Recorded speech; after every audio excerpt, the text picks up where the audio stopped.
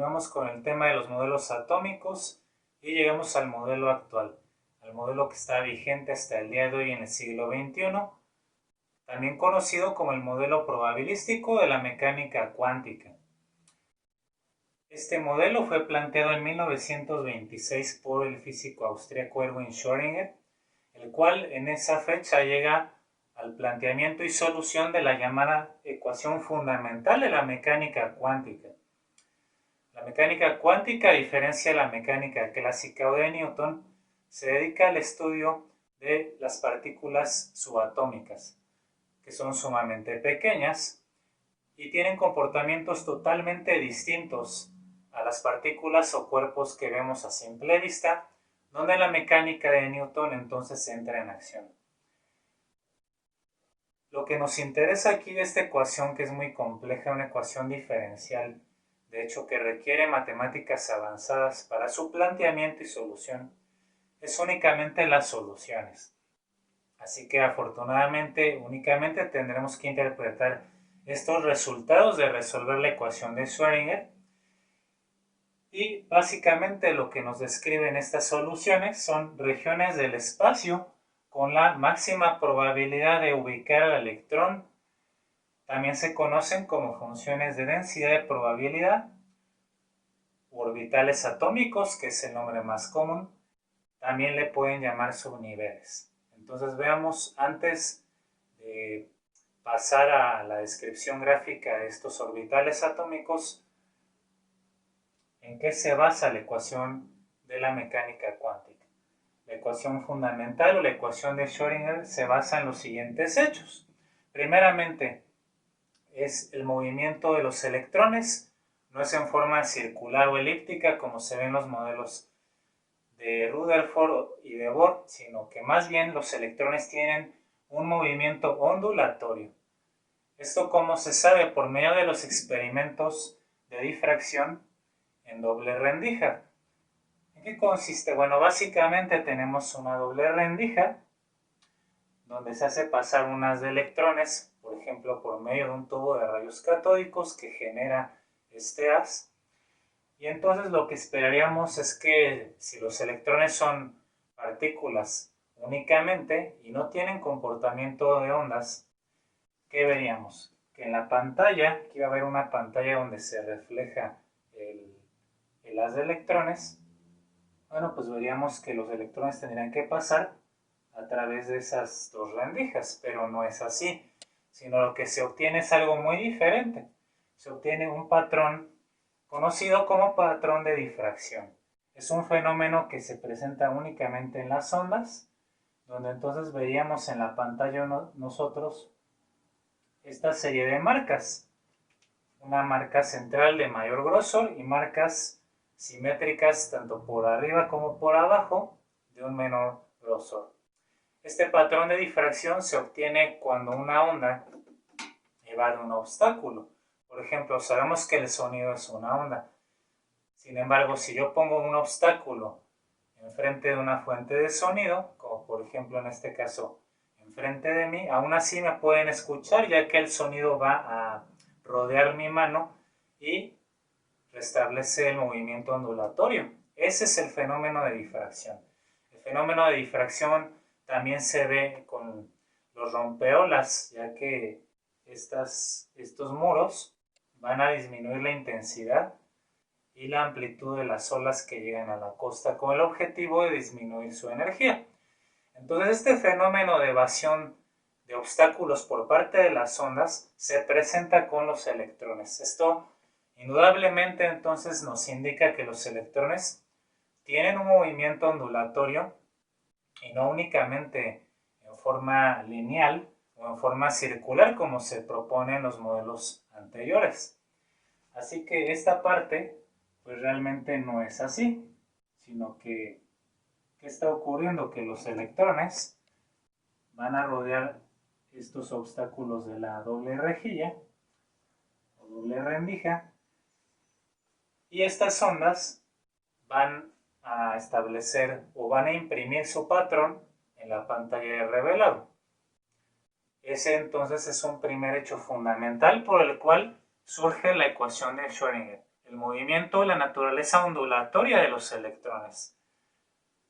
Otro antecedente muy importante es el principio de incertidumbre, establecido por Werner Heisenberg previamente a que Schrödinger planteara su ecuación fundamental.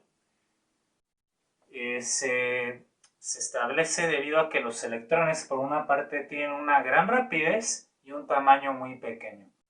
Si los átomos son pequeños, los electrones son miles de veces menores. Entonces, detectar un electrón va a ser complicado por medio de algún dispositivo. El principio de incertidumbre, en resumen, nos menciona que es imposible determinar al mismo tiempo la posición exacta y la trayectoria de un electrón. Por eso se llama principio de incertidumbre.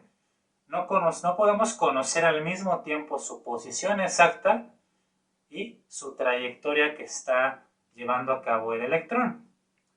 Así que esa es otra razón por la cual en el modelo de la mecánica cuántica se establece una probabilidad, se establecen regiones de probabilidad únicamente de hallar el electrón.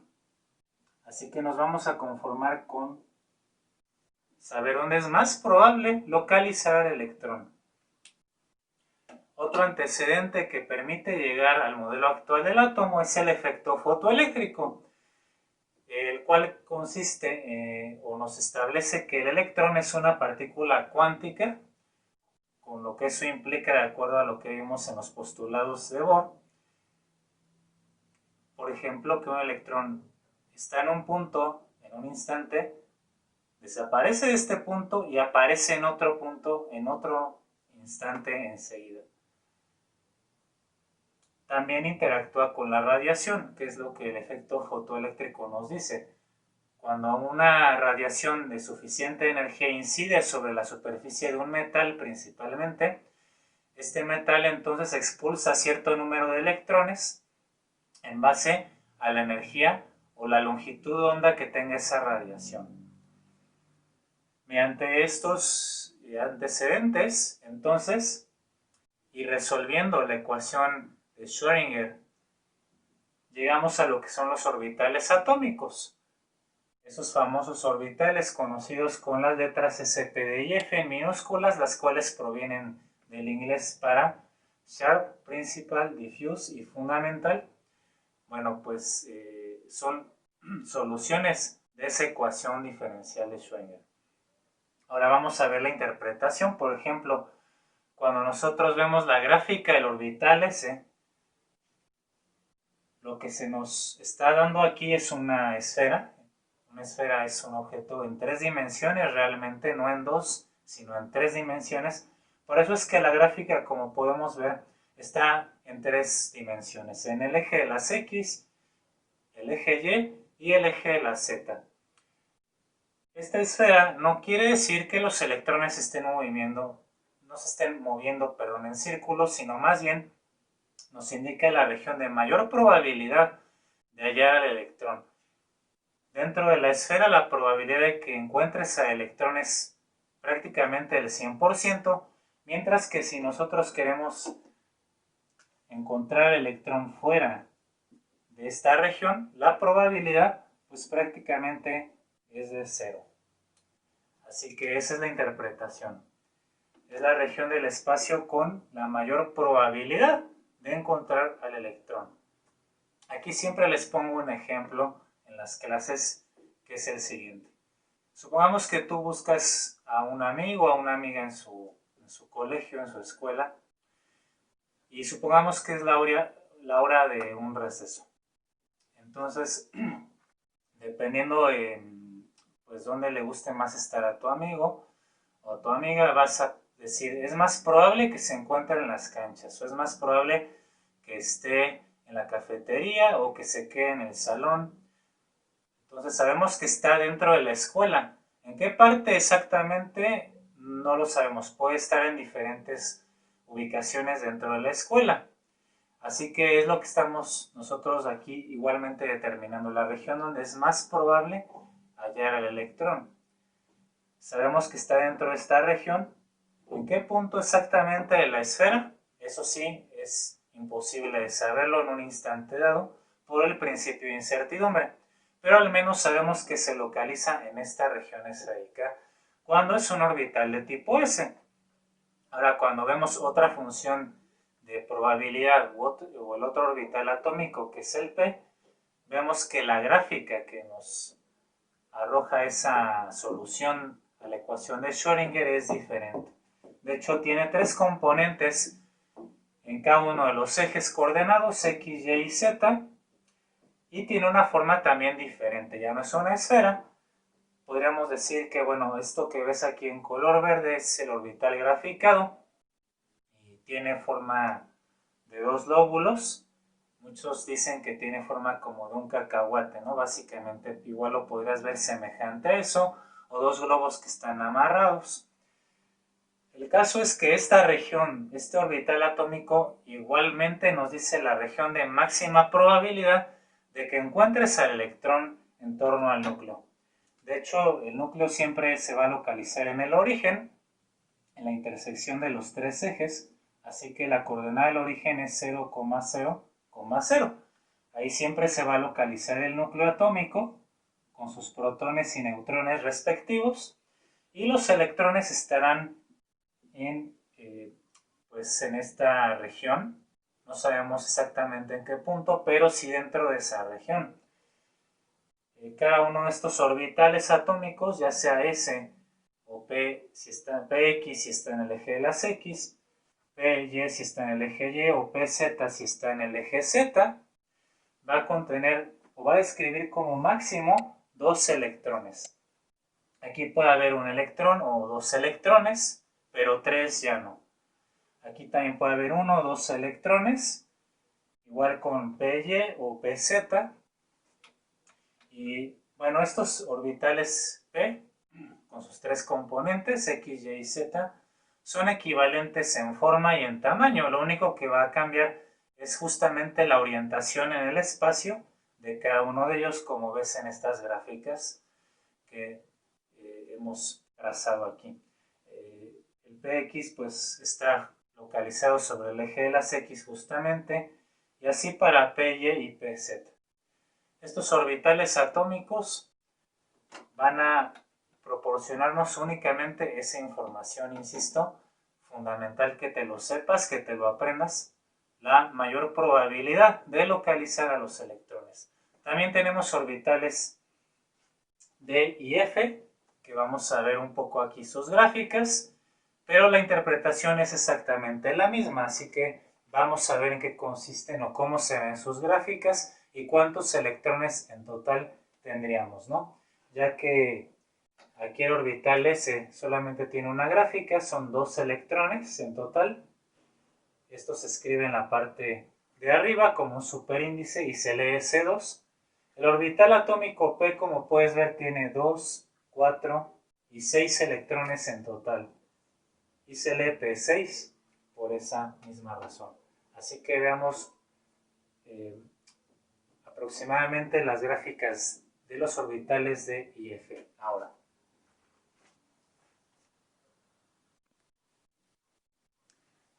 Entonces, lo que veríamos para las gráficas del orbital D, que son 5 componentes o 5 gráficas, igualmente cada una de estas gráficas con 2 electrones. Y lo que veríamos es algo así.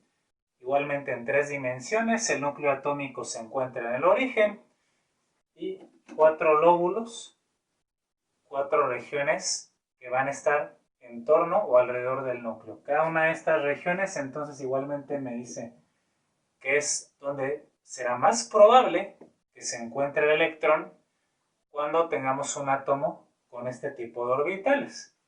Entonces, bueno, ese tema ya se va a ver con mayor extensión en lo que es la configuración electrónica, que es hacia donde nos dirige, de hecho, el modelo actual del átomo.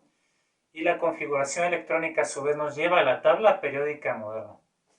Entonces, nuevamente, no pierdas de vista la clave, la interpretación de todas estas gráficas. Una vez más, insisto, es regiones en el espacio que nos dan la mayor probabilidad de encontrar o de ubicar a los electrones dentro de un átomo. Ahora, el orbital LED va a tener 4 gráficas que son llamadas con distintos subíndices de XY, de YZ, de XZ, dependiendo la orientación en el espacio que tienen estos 4 lóbulos. Van a ser estas primeras 4 gráficas con la misma forma, el mismo tamaño, lo único que cambia es la orientación de estos orbitales atómicos en el espacio. Aquí, por ejemplo, la notación XY me está diciendo que estos lóbulos se encuentran justamente sobre el plano XY. YZ, bueno, pues los lóbulos ahora están sobre el plano entre Y y Z. Y así con los demás. XZ y X cuadrada Y cuadrada o X2 Y2 nos está diciendo que atraviesa los ejes X y Y estos lóbulos. Que para objetivos de exámenes a nivel medio superior o bachillerato, pues eso no se los preguntan, así que no hay problema. Únicamente es que conozcan y sepan interpretar estos orbitales atómicos con las gráficas que tenemos ahí. El que sí es diferente de estos 5 componentes en el orbital D es el de Z cuadrada, porque tiene una forma ahí sí distinta de acuerdo a la solución que nos da Schrödinger en su ecuación. Igual sería parecido al orbital PZ, con 2 lóbulos en el eje de las zetas, como vemos aquí, pero tiene una especie de dona o de rosquilla alrededor. Pero igualmente esto quiere decir que el electrón puede encontrarse en cualquiera de los lóbulos o incluso en la rosquilla. Sin embargo, si el electrón está en este punto, de repente desaparece y puede aparecer en la rosquilla o en el orbital superior, como vimos en los postulados de Bohr. Esas de las implicaciones pues extrañas, ¿no?, de la mecánica cuántica, que es muy diferente a lo que nosotros podemos ver a simple vista. Así que es algo muy revolucionario por ese lado. Y también difícil de entender porque no estamos acostumbrados a eso con los objetos que vemos a simple vista. Pero así se comportan los electrones y las partículas subatómicas, realmente muy diferente a las partículas o cuerpos de mayor tamaño. Finalmente pasemos al orbital tipo F, que contiene 7 componentes. Estos componentes van a ser muy similares, igual en cuanto a su forma, su tamaño, y como puedes ver en esta gráfica en color verde, son un total de 8 lóbulos que están separados de forma equitativa y están en torno del núcleo atómico una vez más. Las otras 6 gráficas van a ir variando con su orientación en el espacio básicamente. Así que el total de electrones, puesto que, como vimos desde el orbital S, cada orbital va a tener, te va a describir la probabilidad de hallar de 1 o máximo 2 electrones. Así que si contamos el total, aquí tendríamos 2 electrones, 2 por cada una de estas gráficas o cada uno de estos componentes, que son 5. 2 por 5 nos da un total de 10 electrones. Y por esa razón se escribe aquí arriba como superíndice de 10. Entonces esto me quiere decir que como máximo, pues el orbital D tendrá 10 electrones o menos, de 1 a 10 electrones. El orbital F, si tiene 7 componentes, cada una con 2 electrones como máximo, 7 por 2, 14, y de ahí que obtengamos el F14, que también se emplea en la configuración electrónica, ya para algún átomo de un elemento en la tabla periódica. Finalmente, un ejemplo de la vista del átomo de litio. ¿Cómo veríamos al litio en este modelo actual del átomo? El litio es el número 3, número atómico 3, entonces tiene 3 electrones. De esos 3 electrones, los primeros 2 se localizan en un orbital tipo S. Ahí está entonces la gráfica de la esfera para el orbital S. Y el tercer electrón y último, que es su electrón de valencia o de capa externa, ya se encuentra en un orbital tipo P. Eso lo sé por la configuración electrónica, pero de momento, si ese tema no lo has visto, pues nada más te lo comento, ¿no? Porque igual los siguientes videos irán sobre eso. Un orbital P que, bueno, de hecho, en teoría puede ir en cualquiera de los tres ejes, X, Y o Z, puede ser cualquiera de estas tres componentes, aunque por convención y por llevar un orden, el orbital P que se establece, pues sería en orden el Px, ¿no? Así que veríamos nuestro orbital Px, y aquí hay un electrón, ¿no? En alguno de estos dos lóbulos, y dos electrones en el orbital S. Igualmente en cualquier parte de la esfera, no sabemos en qué punto exactamente, pero sí que están esos dos electrones dentro de esta región esférica, y el electrón de valencia de litio pues estaría en cualquiera de estos dos lóbulos del orbital Px. De esta manera, entonces, así según el número atómico de cada átomo dentro de la tabla periódica, tendríamos correspondientes niveles y subniveles, como veremos en el siguiente video, sobre configuración electrónica, y también esto nos va a dar las bases para entender y resolver los números cuánticos. Así que no se pierdan esos videos tan importantes para que ustedes comprendan los fundamentos de este modelo, que es el más complejo de todos y que además es el más importante por la sencilla razón de que es el que sigue vigente. Les agradezco mucho su atención. Compartan esto con amigos o familiares que lo puedan necesitar, y nos vemos para el siguiente.